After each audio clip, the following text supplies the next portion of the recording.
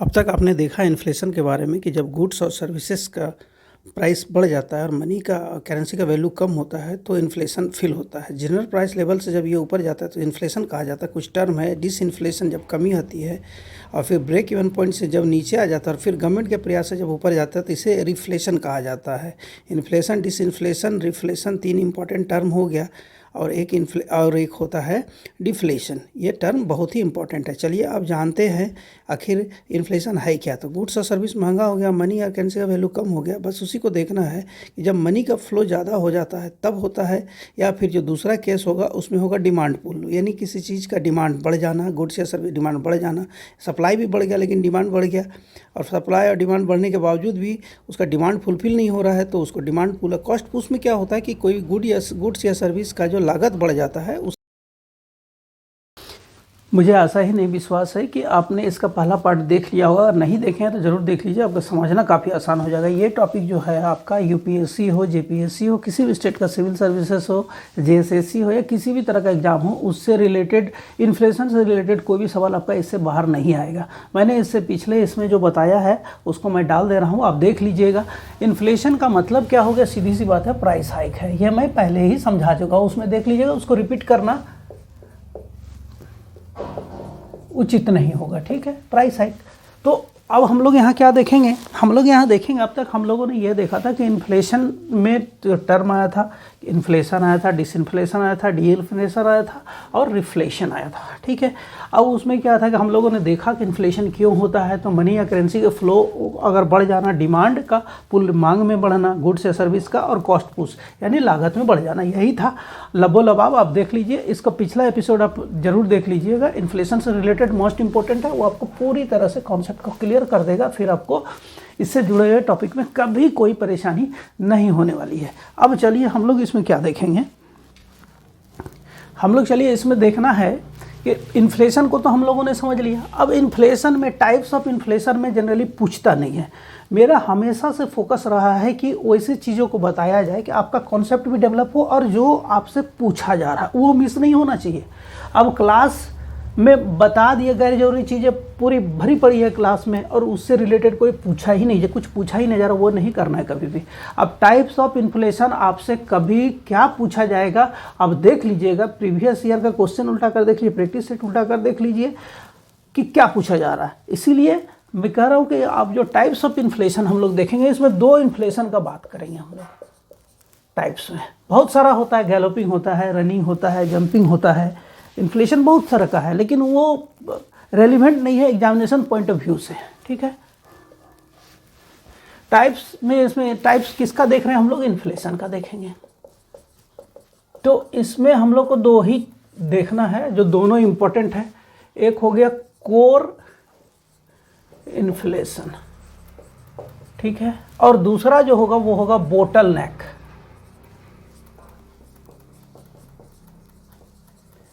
Bottle नेक inflation, ठीक है,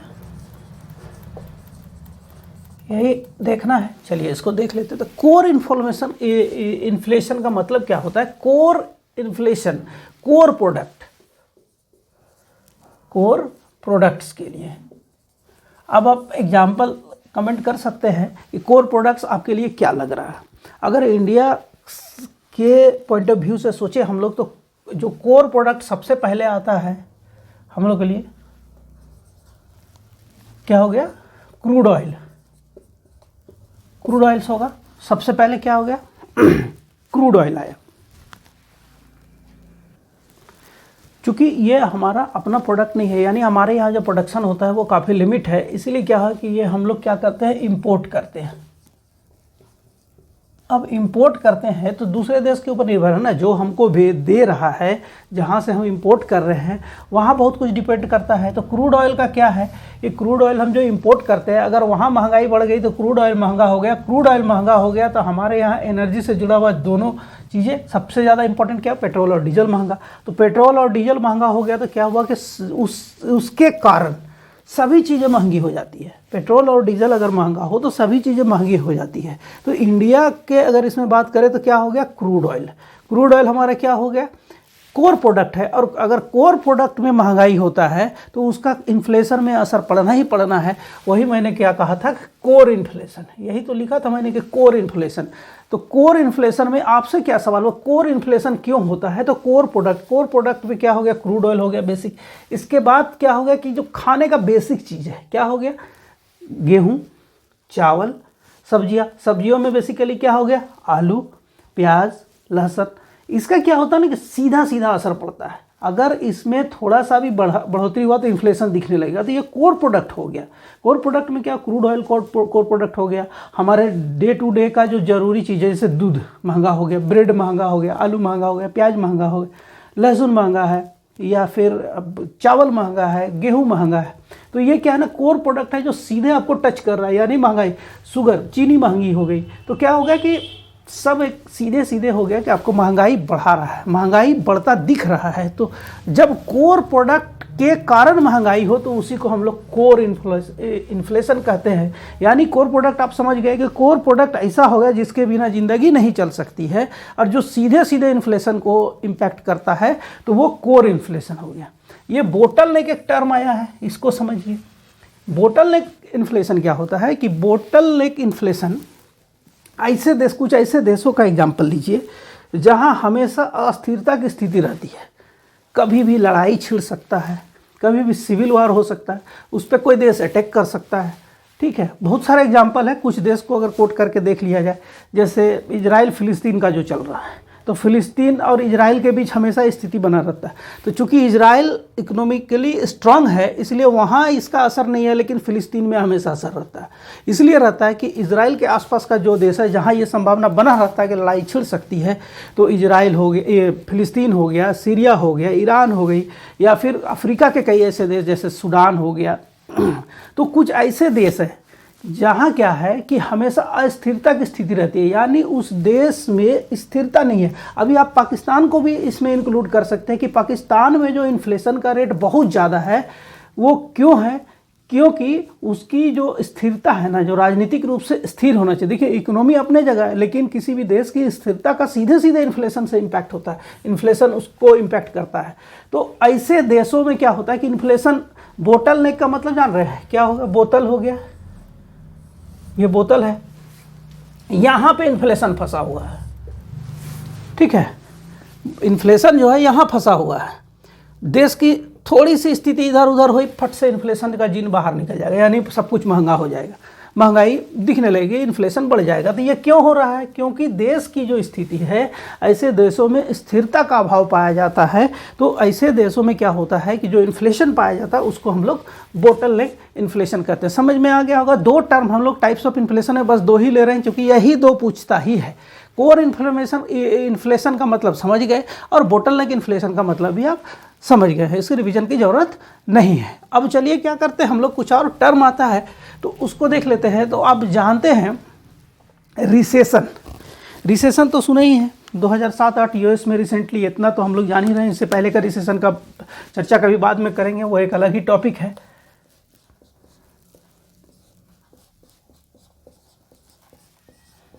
recession का मतलब क्या हो गया, मंदी, या फिर इसी को महामंदी।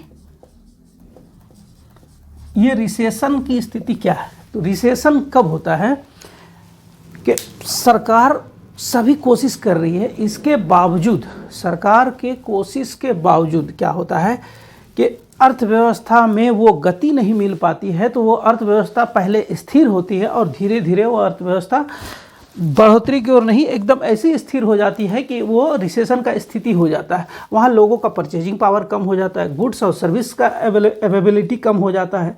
तो अगर रिसेशन का मतलब सिंपल सा समझना है तो ऐसी स्थिति जहाँ सब कुछ स्थिर है, बस चल रहा है, नहीं बोलते हम लोग कि चल रहा है, तो बस वही चल रहा है। तो किसी भी देश की अर्थव्यवस्था सिर्फ चलने की स्थिति में हो, दौड़ मतलब चल नहीं रही है, सिर्फ चलने की स्थिति में हो। टर्म को ध्यान दीजिए, किसी भी देश की अर्थव्यवस्था सिर्फ चलने की स्थिति में है तो वो रिसेशन के दौर से गुजर रहा है। उसका कारण कुछ भी हो सकता है। रिसेशन एक बहुत बड़ा टॉपिक है, ये हम कवर करवा देंगे। रिसेशन बस एक टर्म आएगा इसलिए रिसेशन का मतलब मंदी या महामंदी होती है जहां अर्थव्यवस्था सिर्फ चलने की स्थिति में होती है।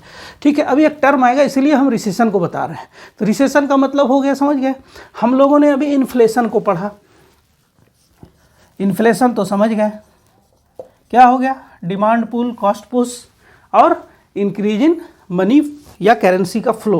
ठीक है, जिसमें क्या होता है कि गुड्स और सर्विस का जो वैल्यू आपको ज़्यादा लगता है क्योंकि मनी या करेंसी का वैल्यू थोड़ा कम हो जाता है, यानी आपको महंगाई लगती है इन्फ्लेशन में। सीधी सी बात है, महंगाई क्यों? क्योंकि अभी कारण मैंने पिछले इसमें क्लास में बता ही दिया है। चलिए उसको देख लेते हैं। तो इन्फ्लेशन, अब इन्फ्लेशन के साथ, इन्फ्लेशन तो है ही, अब उसमें क्या है, रिसेशन भी है, यानी चीज़ें महंगी है ही, लोग खरीद नहीं पा रहे हैं, पैसा नहीं है, लोग गुड्स या सर्विस खरीद नहीं पा रहे हैं, यूज नहीं कर पा रहे हैं, इन्फ्लेशन है, उस पर मंदी भी है, यानी चीज़ें पहुंच से दूर है, सुविधाएं सर्विसेज पहुंच से दूर है, और साथ में अर्थव्यवस्था किसी तरह चल रही है किसी देश की। तो ऐसी जो स्थिति होती है इसको क्या कहा जाता है, और ये टर्म आपसे पूछा जाता है। ठीक है, ये टर्म पूछा जाता है, बहुत बार पूछा गया है, इसको एकदम बहुत ही फोकस होकर देख लीजिए। इसको बोला जाता है स्टैगफ्लेशन। आपको सीधा सीधा पूछता है स्टैगफ्लेशन क्या है। स्टैगफ्लेशन क्या है, मैं बहुत ही सरल शब्दों में आप लोगों को समझाने की कोशिश कर रहा हूँ। स्टैगफ्लेशन क्या है? स्टैगफ्लेशन का मतलब क्या हो गया कि कोई भी कहीं भी किसी भी देश में जहाँ क्या हो गया कि इन्फ्लेशन तो है ही, साथ में वो मंदी का भी मार झेल रही है, यानी इन्फ्लेशन भी है और रिसेशन भी है, तो स्टैगफ्लेशन की स्थिति आती है। और ये स्टैगफ्लेशन एक ऐसा टर्म है जो बार बार पूछा जाता है। स्टैगफ्लेशन आपको ऑप्शन में सारा रहेगा, इन्फ्लेशन दे देगा, सिर्फ इन्फ्लेशन के कारण, सिर्फ रिसेशन के कारण, इन्फ्लेशन और रिसेशन के कारण, फिर जोड़ देगा कि इन्फ्लेशन हो गया और डिसइन्फ्लेशन के कारण। तो आपको कंफ्यूज नहीं होना, या फिर ये कर देगा कि डिमांड पुल और कॉस्ट पुश के कारण नहीं। आपको टर्म समझना है यहाँ, इसीलिए हम एक डिटेल्स में बता रहे हैं कि आपको इन्फ्लेशन के साथ, यानी इन्फ्लेशन पहले से है और रिसेशन भी आ गया, या फिर रिसेशन पहले से है, इन्फ्लेशन भी बढ़ता जा रहा है, तो इसी स्थिति को कहते हैं स्टैगफ्लेशन। ये टर्म बार बार पूछा जाता है, इसलिए आपको जानना बेहद ही ज़रूरी है। चलिए अब हम लोग आगे बढ़ते हैं और देखते हैं इन्फ्लेशन को मेजर कैसे करते हैं और इन्फ्लेशन को कंट्रोल कैसे किया जाता है। ये जो टर्म बच गया है, चलिए इसको क्विकली देख लेते हैं, इसको मिटाते हैं। यहाँ तक तो समझ में आ ही गया कि जो भी अब तक चला है, जो भी हम बताए हैं आप लोगों को, वो समझ में आ ही गया होगा, मुझे आशा ही नहीं, पूर्ण विश्वास है। और जो नहीं समझ में आया होगा आप कमेंट बॉक्स में करेंगे तो मैं उस पर भी कोशिश करूँगा कि कहाँ इसको और ठीक किया जा सकता है। मेरा प्रयास ऐसा है कि आपको इन्फ्लेशन बिल्कुल समझ में आ जाए, बिल्कुल ही, इसमें कोई कन्फ्यूजन ही ना रहे कि डिमांड पुल है, कॉस्ट पुश है, मनी फ्लो में इंक्रीज़ है, क्या है, इन्फ्लेशन आपको समझ में आ गया है। यहाँ जो भी टर्म मैं यूज करो, चाहे स्टैगफ्लेशन है, रिसेशन है, बोटलनेक इन्फ्लेशन है, कोर इन्फ्लेशन है, सब आपको समझ में आ चुका है। और आप जानते हैं कि किसी भी देश के लिए एक स्टैंडर्ड इन्फ्लेशन भी होना ज़रूरी है। ठीक है, इतना तो आप समझ चुके हैं। अब चलिए आगे बढ़ते हैं और हम लोग करते हैं कि मेज़र कैसे करेंगे, हम लोग इन्फ्लेशन को मापेंगे कैसे।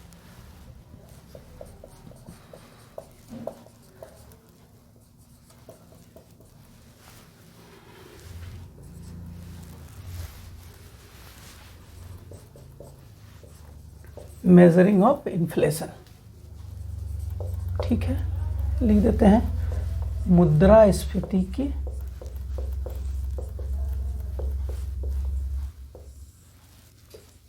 का मापन या मापना।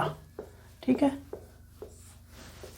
चलिए इसको भी इतना आसानी से समझाएंगे बिल्कुल ही, ताकि आप बस ध्यान से देखना है और फिर ये हमेशा के लिए आपके दिमाग में रहेगा।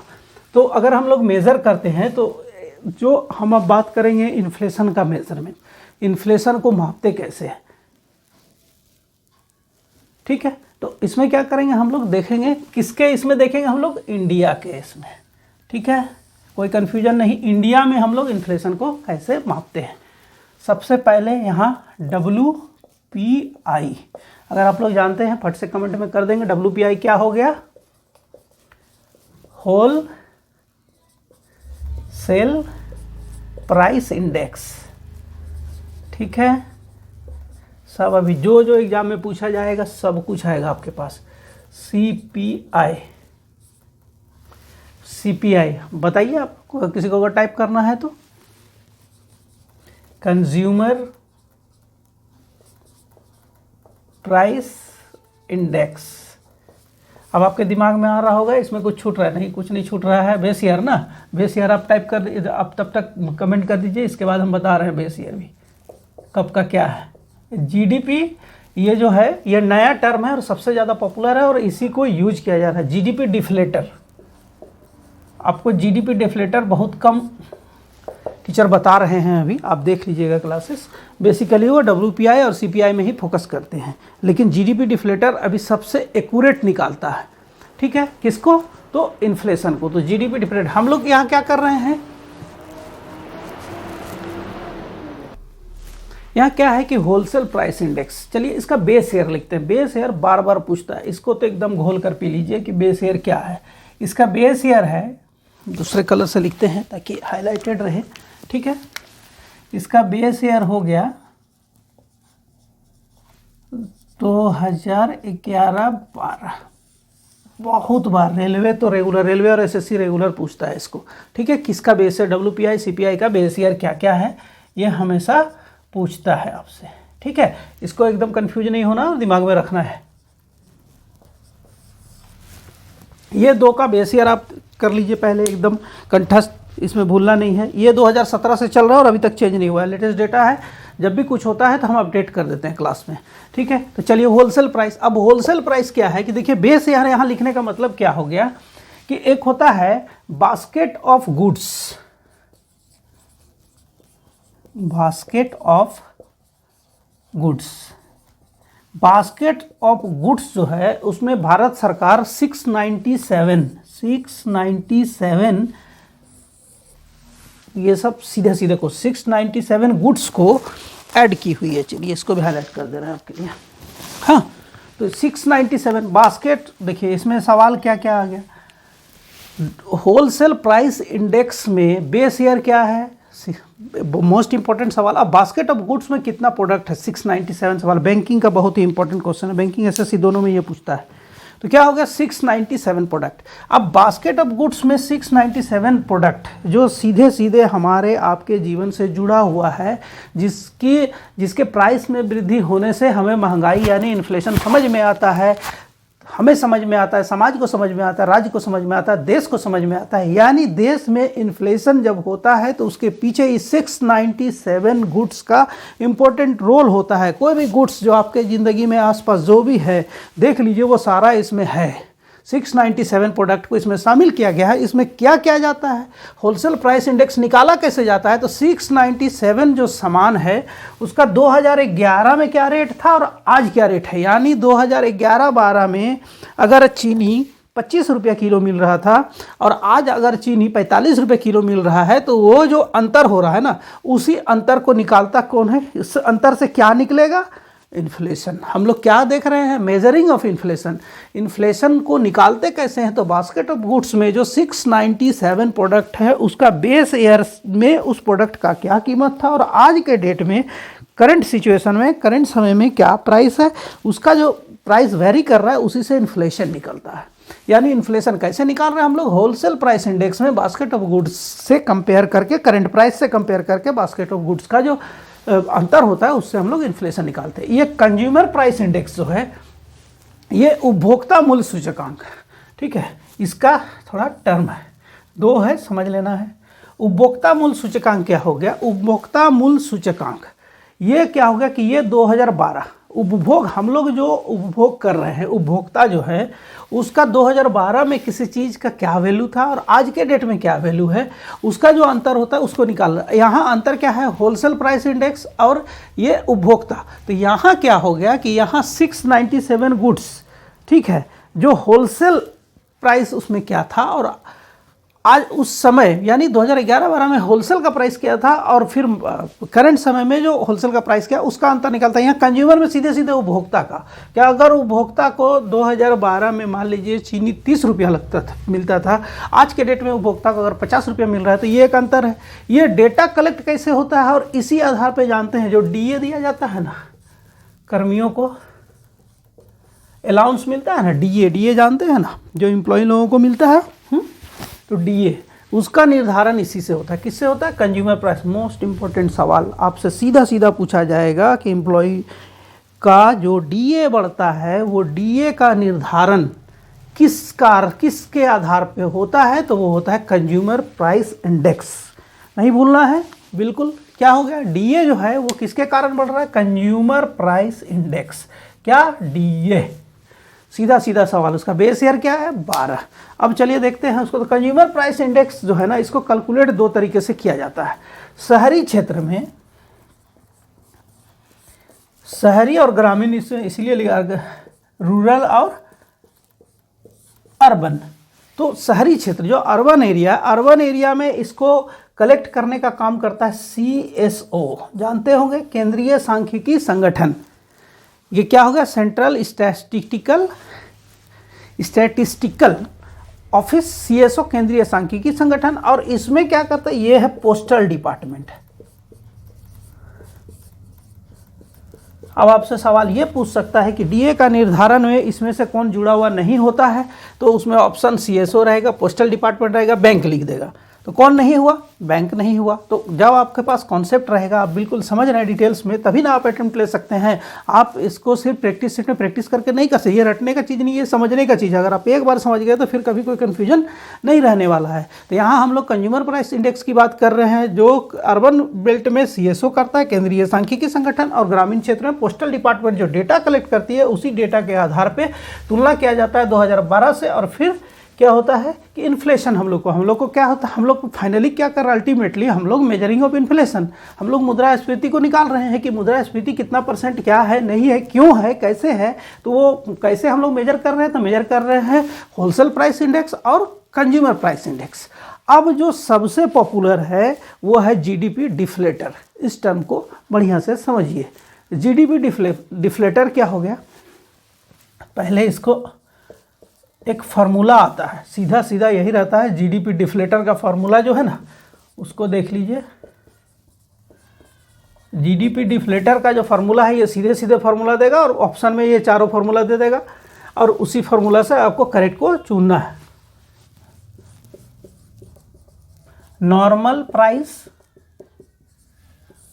ठीक है, और real price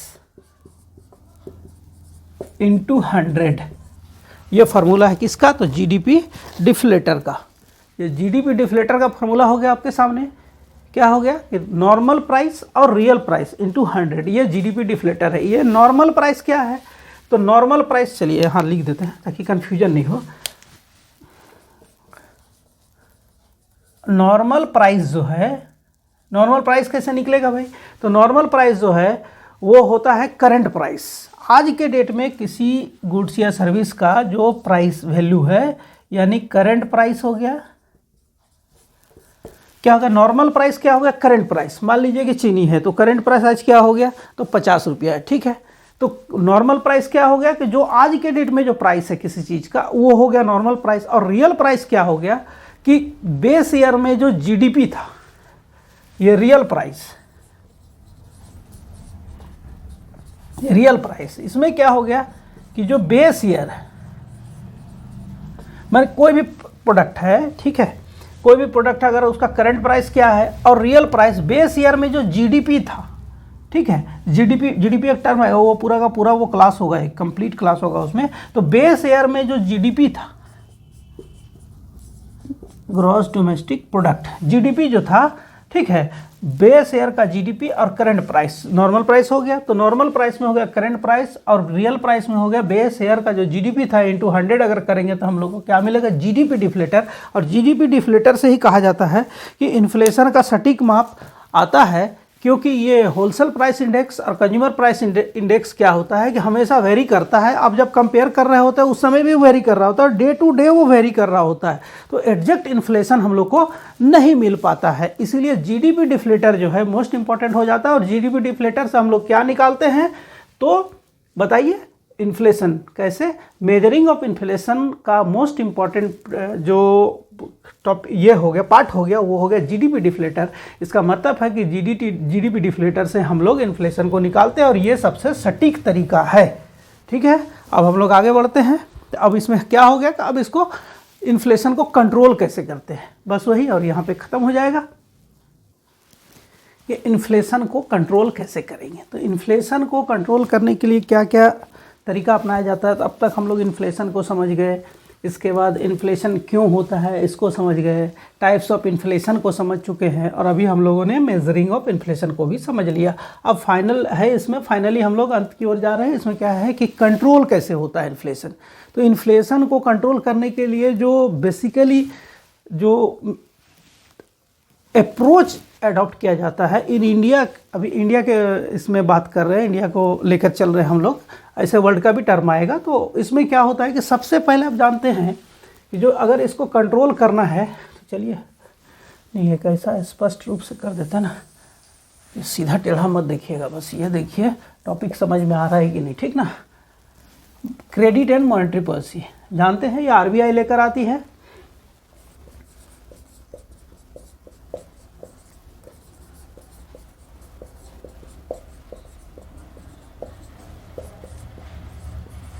credit and monetary policy सारा टर्म नहीं, पहले इसी को पहले समझ लेना है, इसके बाद आगे बढ़ना है। तो credit and monetary policy RBI लेकर आती है। देखिए इन्फ्लेशन का जो कारण हम लोगों ने देखा था ना, 3 ही कारण हम लोग को। पहला क्या था, डिमांड पुल, गुड्स या सर्विसेज का डिमांड में बढ़ोतरी। दूसरा क्या था, गुड्स या सर्विस को तैयार करने बनाने में ही खर्च बढ़ जा रहा है, तो कॉस्ट पुश। और तीसरा कारण क्या था, मनी या करेंसी का जो फ्लो था, फ्लो क्या था, बढ़ गया। ठीक है, तो अब क्या है कि जो सीधे सीधे क्या किया जा सकता है कि डिमांड पुल या कॉस्ट पुश, किसी प्रोडक्ट का डिमांड बढ़ जाना या किसी गुड्स या सर्विसेज का डिमांड ही बढ़ जाना, या गुड्स और सर्विसेज के लिए जो कॉस्ट लगना चाहिए वो कॉस्ट बढ़ चुका है, तो इन्फ्लेशन होगा। और फाइनली क्या है कि मनी फ्लो जो होता है, मनी या करेंसी फ्लो का बढ़ जाना। तो मनी या करेंसी अगर फ्लो अगर उसका ज़्यादा है, तो सीधी सी बात है कि किसी भी समाज में, राज्य में, देश में अगर मनी या करेंसी का फ्लो ज़्यादा है तो ऑब्वियस है कि उसका परचेजिंग क्षमता ज़्यादा, परचेजिंग क्षमता जब ज़्यादा हो तो क्या होगा कि इन्फ्लेशन बढ़ना ही बढ़ना है। तो ये एक बहुत बड़ा कारण हो जाता है। तो जो इंस्टेंट सॉल्यूशन होता है, इंस्टेंट सॉल्यूशन का मतलब अगर इन्फ्लेशन है तो इमीडिएट इसको रोकना है। इंस्टेंट सॉल्यूशन क्या हो गया, तो इन्फ्लेशन को कंट्रोल करने का इंस्टेंट सॉल्यूशन जो होता है वो आरबीआई क्या करती है, क्रेडिट एंड मॉनेटरी पॉलिसी लेकर आती है। क्रेडिट एंड मॉनेटरी पॉलिसी में इसका जो फोकस होता है, इसको यह पूछता है इंस्टेंट सॉल्यूशन। सीधा सीधा सवाल रहेगा कि इन्फ्लेशन को कंट्रोल करने के लिए जो इंस्टेंट सॉल्यूशन है वो कौन लेती है, तो कौन हो गया, credit and monetary policy. Highlight करते हैं इसको, ये बार बार पूछा जाता है बैंकिंग एसएससी में, तो हमेशा पूछता है। ये हो गया इंस्टेंट सॉल्यूशन। तो इसमें क्या है कि ये किसी भी तरह से चाहेगी कि मार्केट में मनी का फ्लो कम हो। मैंने पहले कहा कि जो कारण होता है इसका डिमांड पुल, कॉस्ट पुश और इंक्रीज इन मनी और करेंसी फ्लो। तो करेंसी या मनी का फ्लो को अगर कम कर दिया जाए, यानी समाज से, राज्य से, देश से पैसे को, अगर पैसे का जो बहाव है उसको रोक दिया जाए, धीमा कर दिया जाए, तो लोगों के पास जब ऑब्वियस है कि जब मनी फ्लो कम होगा तो क्या होता है ना, केवल जरूरी कोर प्रोडक्ट में वो पैसा खर्च करता है। तो हो सकता है कि बहुत सर्विसेज ऑटोमेटिकली कम हो जाए, या फिर जो इन्फ्लेशन है उसमें बहुत सारे गुड्स सब में महंगाई दिख रहा है, लेकिन कोर प्रोडक्ट को छोड़ के दूसरे में धीरे धीरे कमी आने लगे। कारण क्या है कि अब चूंकि मनी में कंट्रोल हो गया तो उसमें क्या हो गया कि डिमांड भी जो है वो डिमांड भी लोगों का, यानी परचेजिंग पावर जो गुड्स या सर्विसेज के लिए, वो भी धीरे धीरे कम हो रहा है, वो केवल कोर प्रोडक्ट की ओर जा रहा है। तो उसमें क्या होगा कि इन्फ्लेशन ऑटोमेटिकली कम होता है। तो इंस्टेंट सॉल्यूशन के लिए क्रेडिट एंड मॉनेटरी पॉलिसी जो कौन लेकर आती है, आरबीआई लेकर आती है। आरबीआई लेकर आती है, और आरबीआई लेकर आती है, और आरबीआई का जो पहला कोशिश क्या होता है, पहला कोशिश होता है किसी भी तरह से मार्केट में मनी के फ्लो को कम करना है, यानी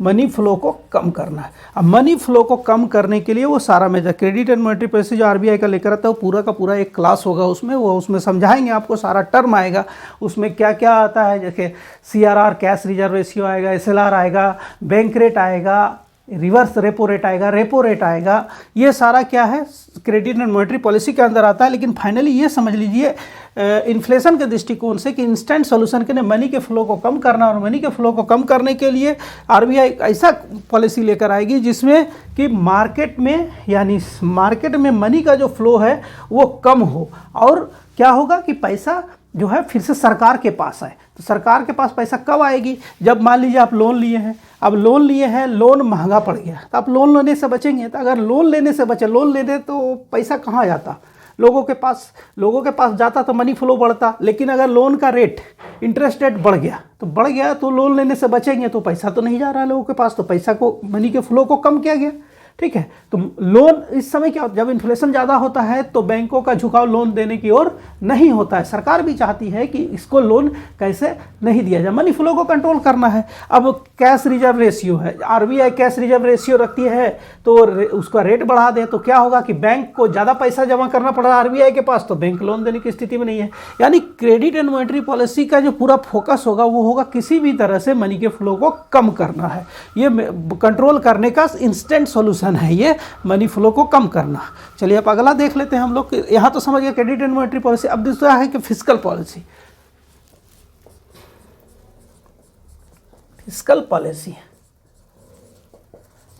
अच्छा, इसको क्या बोलते हैं, राजकोषीय नीति।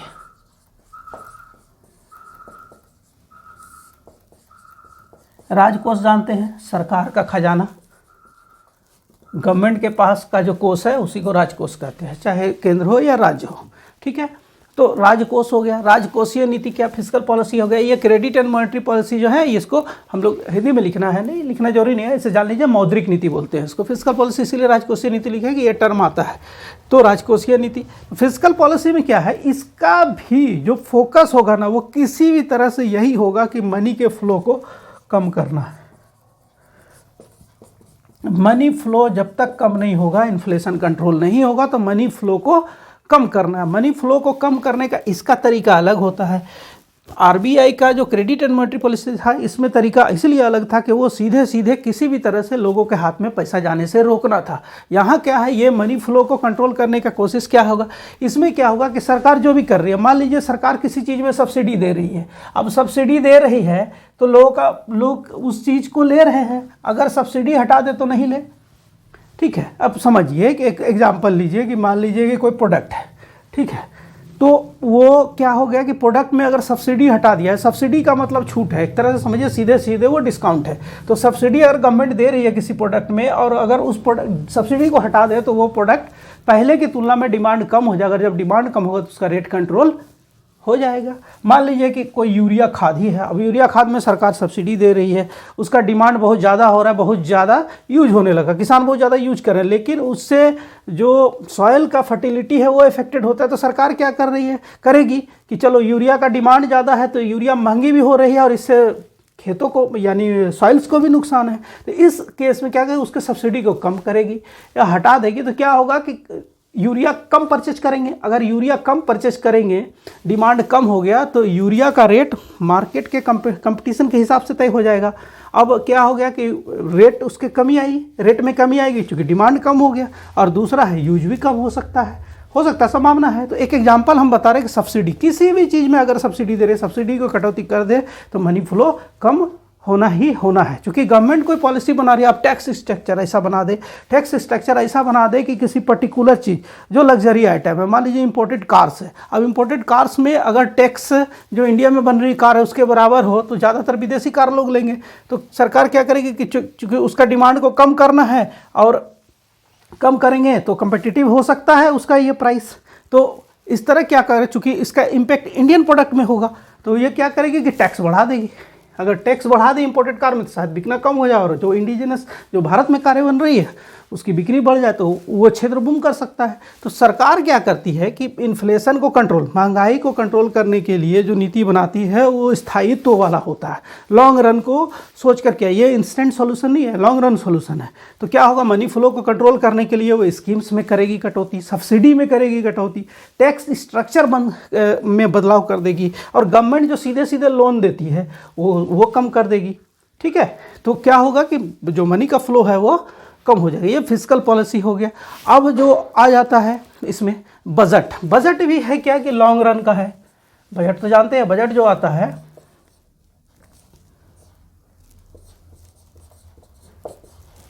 ठीक है, बजट क्या है, ये लॉन्ग रन है। बजट में भी ये ध्यान, बजट क्या होता है कि आने वाले वित्तीय वर्ष में हम क्या करने वाले हैं। बजट अभी रिसेंटली हम लेकर भी आएंगे आपको समझाने के लिए, क्योंकि बजट आने वाला है, उससे पहले आप बजट का कॉन्सेप्ट को समझ लेंगे। तो बजट में क्या है कि रिसेंटली अब आने वाला वित्तीय वर्ष में क्या अप्रोच अपनाएगी सरकार, ताकि जो इन्फ्लेशन है वो कंट्रोल हो। इन्फ्लेशन कंट्रोल का बेसिक चीज़ क्या हो गया, मनी फ्लो को कंट्रोल करना। तो मनी फ्लो को अगर कंट्रोल कर दिया जाए, परचेजिंग पावर अगर इफेक्टेड होता है तो क्या होगा, ऑब्वियस होगा कि आपका इन्फ्लेशन कंट्रोल होगा। और हमारा परचेजिंग पावर इंडिया का बहुत अच्छा है, इसीलिए हमारा इन्फ्लेशन रेट थोड़ा जो डेवलप्ड, अभी जो टॉप 5 कंट्री हम लोगों ने देखा था, यूएसए, चाइना, जर्मनी और इंडिया के साथ हम लोग तुलना करके देख रहे थे, तो हमारा थोड़ा सा इन्फ्लेशन ज़्यादा है। इसीलिए था क्योंकि हमारे पास परचेजिंग पावर ज़्यादा है। परचेजिंग पावर ज़्यादा होने के कारण भी इन्फ्लेशन थोड़ा ज़्यादा रहता है। अब बजट समझ गए। अब एक इसमें एक जो बच गया ये है एडमिनिस्ट्रेटिव।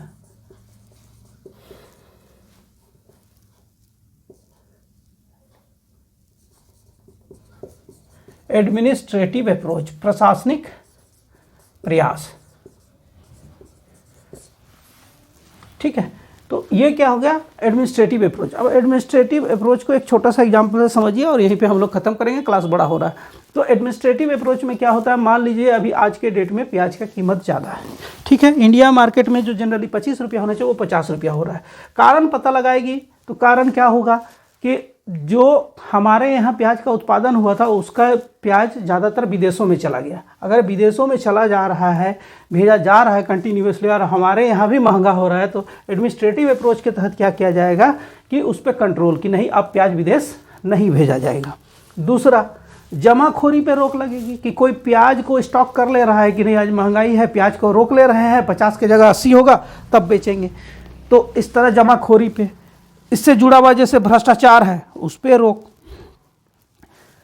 तो इसमें क्या होता है, एडमिनिस्ट्रेटिव अप्रोच में किसी भी तरह से क्या किया जाता है कि जिस प्रोडक्ट में दिख रहा है कि महंगाई, सीधे सीधे दिख रहा है कि इन्फ्लेशन ज़्यादा है, उसके कारणों को जानकर उन कारणों को ठीक करने का प्रयास एडमिनिस्ट्रेटिव अप्रोच कहा जाता है। जैसे चीनी हो, प्याज हो, आलू हो, अगर विदेश भेजा जा रहा है उसको रोक दिया जाएगा, जमाखोरी पर रोक लगेगी, भ्रष्टाचार पर रोक लगेगा। सरकार, आपने ये भी ध्यान दिया होगा कि सरकार क्या करती है कि प्याज सरकारी स्तर पर बेचा जा रहा है, इसीलिए बेचा जा रहा है कि जमाखोरी पे कंट्रोल करने के लिए। अगर प्याज सरकारी स्तर पर 25 रुपये में बिक रहा है और मार्केट में 50 रुपये में बिक रहा है, तो आप 25 रुपये वाला प्याज की ओर ही जाएंगे। सरकार सीधे बेच रही है, तो जो हाँ जमाखोरी या भ्रष्टाचार पे भी नियंत्रण होगा। तो ये एडमिनिस्ट्रेटिव अप्रोच इसको कहा जाता है। तो एडमिनिस्ट्रेटिव अप्रोच भी बहुत ही जरूरी होता है। फाइनली ये सारा क्या है कि आप किसी भी तरह से देख लीजिए, इसको कंट्रोल करने का जो एकमात्र तरीका दिख रहा है, वो जो एकमात्र नहीं बेसिक तरीका है, वो है मनी के फ्लो को कम करना। और उस क्षेत्र में जुड़े हुए वायदा कारोबार में अगर भ्रष्टाचार, जमाखोरी है या विदेश जा रहा है, तो उस प्रोडक्ट को कंट्रोल करना। इस तरह भी इन्फ्लेशन को कंट्रोल किया जा सकता है। मैंने रिसेशन का बात किया था, तो रिसेशन में 2007-8 में ये बजट में नहीं लिख रहे हैं, अलग से लिख देते हैं।